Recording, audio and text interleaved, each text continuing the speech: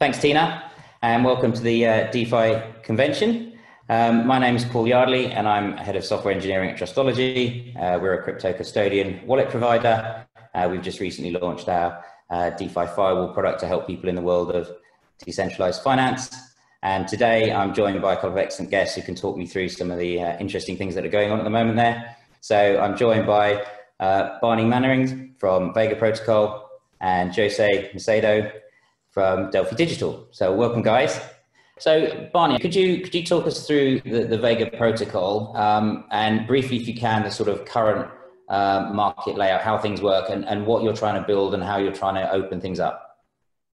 Yeah, happy to. So I guess the thing we noticed when we started thinking about building Vega was that everything at the time, I guess, a lot of focus was on Ethereum and the Ethereum ecosystem and building on Ethereum. And I have a lot of experience in derivatives and building derivatives marketplaces, but also around the kind of the risk that exists in derivatives and the complexity of those products. And what we realized was that the Ethereum platform, its total sort of power and computationally is about the same as a pocket calculator. And it really just wasn't possible to build high quality, professional standard derivatives products on the Ethereum blockchain. So really what Vega is an attempt to sort of deconstruct derivatives from top to bottom, work out exactly what it is that traders need for capital efficient professional derivatives, and then build a blockchain and a system for trading those as efficiently as possible and in a way that will actually open up kind of the disruption eventually of the sort of legacy centralized derivatives markets. Excellent. And just to continue on that, Barney, what benefits do you think you're going to give to people who can come on board and see this new protocol? What do you think your clients and you are going to get out of this? Yeah, so I mean, from the perspective of people using this, there's two major advantages. The first one is if you remove the middleman and you put the network in the control of the participants, then you massively reduce the cost. And trading is a particular example of somewhere where the middlemen are incredibly rent-seeking and they make a very large amount of money, which they extract from the ecosystem. So I think the first thing is you really get a much reduced cost, particularly for smaller players or people who are not close to the kind of financial markets and financial system, but perhaps commercial users of derivatives. And then the second advantage is rapidness of innovation, because effectively to create markets right now, there are bureaucratic, regulatory, and sort of systemic hurdles that make it very difficult and very slow and very expensive to get markets creative. It's on the order of months, it's on the order of hundreds of thousands, if not millions of dollars to get a market created. You may or may not be successful, and you're at the whim of other people. Whereas with a protocol like Vega, you can literally deploy a proposal for a market and liquidity in sort of hours, really. Obviously, there's a bit more time required to specify and create the market in terms of the kind of the work up front, but the actual process of taking that market live is really, really quick. That's really interesting. So, Jose, from your perspective, and looking at sort of institutional clients, given what Barney said there, are they looking for that kind of things, and what are they looking for in the DeFi space in general? Yeah, I think institutional clients are brought in by the pace of innovation that's happening. And they're interested, I think particularly what interests them is the composability aspect of DeFi and the permissionless innovation that it enables. So obviously kind of each tool that's built on DeFi is kind of an open tool that can be leveraged by anyone else that's building and composed together with other tools to build something entirely new. And I think with DeFi right now, we're still at kind of the email phase of the internet, where we're kind of putting things that were previously possible and putting them onto this decentralized infrastructure. Although I do think there are completely new things like flash loans, like automated market makers, which are kind of new and different. But I think what we'll start to see, and especially with stuff like Vega coming online that allows much greater scalability, is that composability allowing us to build things that are completely new. And we're seeing a lot of institutional interest in DeFi. I mean, most of our customers are still crypto-focused funds, but we've seen an increased number of family offices and private investors that are taking an interest in really trying to use and understand this stuff. So that's interesting. Do you think the sort of larger institutionals are able to benefit from this innovation? Are they able to just move themselves to get on board, or do you think we're still looking at a different class of client who can actually get on board with DeFi? Yeah, I think it's difficult for the really large institutionals.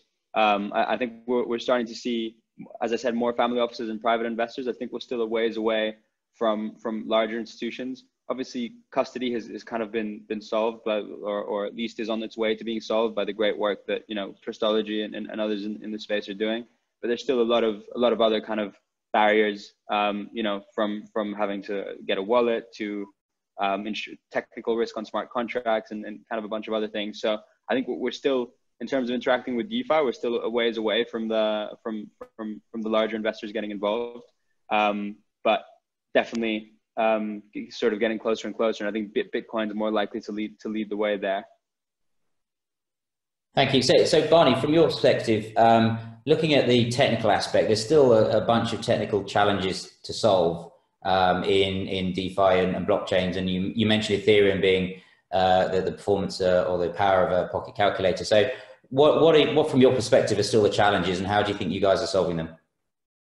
Yeah, I mean, there are a number of different challenges, right? And I think some of them come with time, some of them come with kind of the ecosystem development and making things slicker and making things understood. And, some of the tools, the kind of things, even that people like Trustology are bringing to the ecosystem as well. I think there's a lot to do, between the kind of technical layer, the email of the internet of DeFi, or even the sort of the later protocols of DeFi, there's between that layer and widespread mass adoption, there's lots that needs to be done that's not just technical, but actually sort of ecosystem related.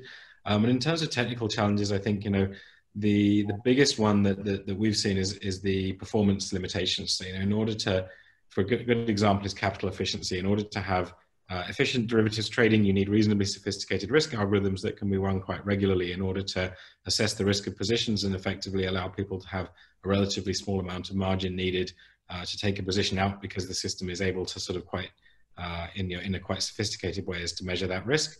And whereas on sort of DeFi and Ethereum, the derivatives protocols that exist today have much higher margin requirements and much less capital efficiency because of the that kind of restriction. So really, one of our solutions is to effectively build a blockchain from the ground up for trading and for derivatives. And that gives us a couple of advantages. First, it means we can kind of compile risk them faster, better, and more reusable for markets. But the other advantage it gives us is this kind of sort of idea of vertical integration. So kind of, sort of like what you see people like Tesla or SpaceX or Apple, where they kind of control the whole stack. So if there's something that's ideal, for instance, in trading, it's useful if you don't pay to place an order, you only pay when you trade. You can't do that on Ethereum. You've got to pay gas for every interaction with the chain, whereas on Vega we can actually design the chain to work in a different way so that orders can be placed for free. So really things like that, where we control the entire stack with our chain, we can also kind of prioritize the performance of trading, the capital efficiency, and the risk management. So that's really interesting. So Jose, over to you. In sense of these technical aspects, how much do you think clients are worried about them, and how much do you think they are just solve it for me?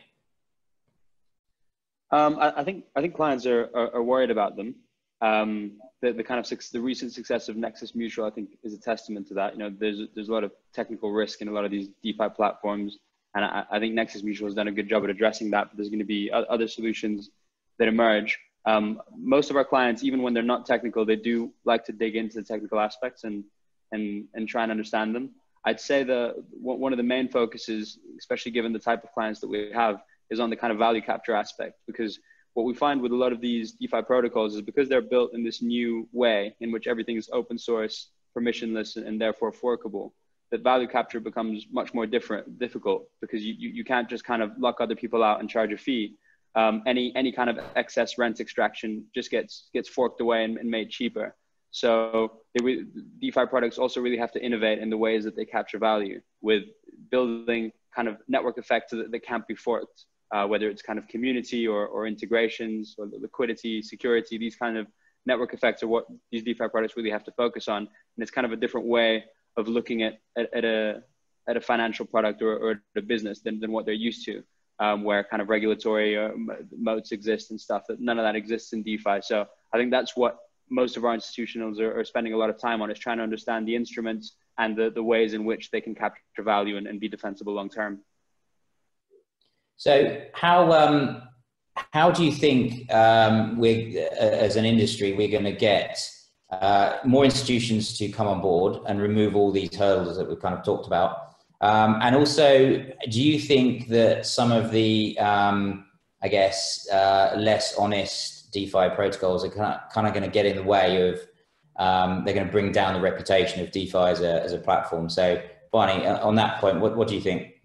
I think depending on which of the sort of which of the hurdles you're thinking about, there are different solutions to them. And you know, for example, some of the hurdles that we're talking about there will be reputationally solved. So, for instance, simply by having networks and organizations that last for longer and develop a reputational advantage, that will be very, very helpful. And some of that will come from time, but that will also come from things like audits and experience as well.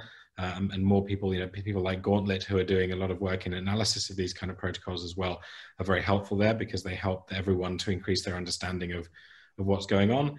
I think there are also things we can do in the protocol layer to help with some of these things. So on the compliance side, there are ways that you can build, you can have kind of permissionless trading, but you can also have kind of constraints on that trading. And that's something we're looking at Vega for a later version of the protocol, is the ability to people to effectively constrain their trading, the matches of their trading to other participants that they're comfortable to trade with based on their kind of compliance requirements. And then, you know, I think the other thing is to help people understand that they're going to get a high amount of value from this. And, you know, depending on the size of the organization, it's harder to convince compliance or easier. But ultimately, when it's cheaper, better, safer, or you can sort of hedge your risk or take a position that you can't do elsewhere. When people see that and they see the value of other people doing that and they see what it means for their business, ultimately people will be very interested and will want to use it. So I think part of this is actually getting beyond the kind of the crypto hype phase, where effectively it's people in crypto spending their crypto on protocols and yield farming and kind of recycling the same money back and forth within the community, getting out of that and actually getting out into the real world and saying, here is how this technology makes trading better, cheaper, more accessible, helps you solve problems you couldn't otherwise solve. And once people see that, they will start to demand it. Thanks. It was super interesting. So, Jose, on the sort of compliance side, so we've got things like AML and KYC and things like that. How important is that to institutional clients to get all of that sort of solved before they come on board? Or do you think they're prepared to take a little bit of, it's not quite there yet, we'll see how it goes? I think it is important, but just to touch, I guess, on what Barney said as well, I think real value is the key.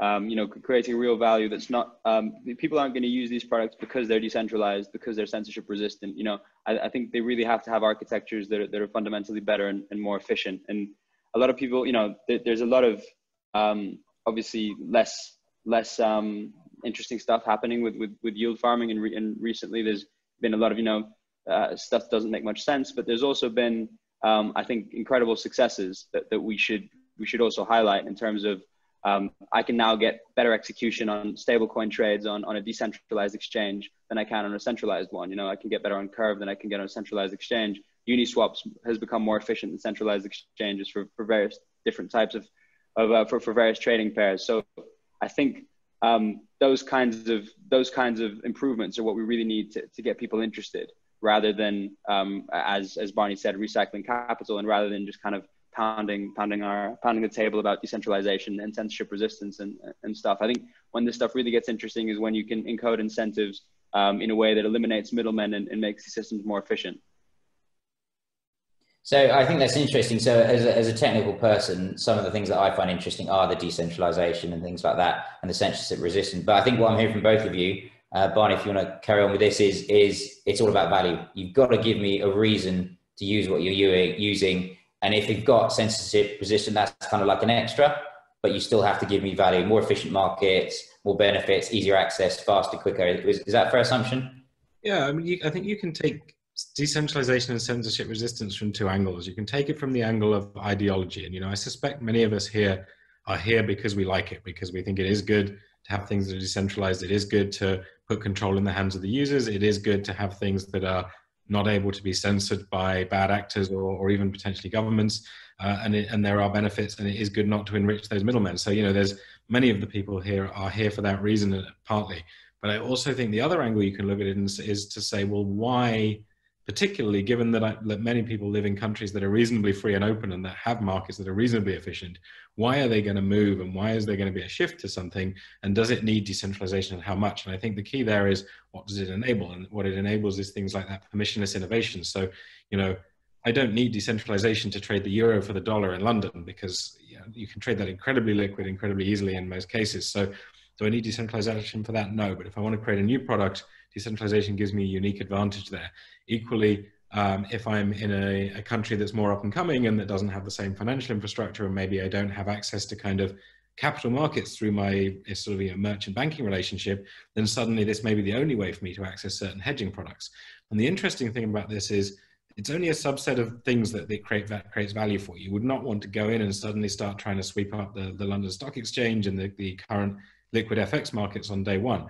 But the more value it creates for the more different use cases that are not catered for, the more liquidity and the more capital exists within this decentralized network. And liquidity and capital have network effects, which means that once the ball starts rolling and there's more you can do on the decentralized networks than the centralized one, suddenly the friction, it's like a flippening, the friction goes the other way. The friction is, well, why take my money out of this marketplace that has everything and put it into one that has a subset? And so really, this is going to take 5, 10, 15, however many years, but really in the long term, where you get to is that you can do everything that you could do in the centralized markets, in the decentralized ones, and a bunch of other things. And when you need to do something new, you can launch that yourself and you can get that value. And it turns out to be a bit cheaper because you're not paying someone in the middle. And at that point is where things start to flip over, and you now have to, the centralized markets are now losing mind share, and they have to work out how to justify bringing people back in. Okay, really interesting. Thank you, guys. We've got to end it there. So thank you, Jose. Thank you, Barney. And over to you, Tina.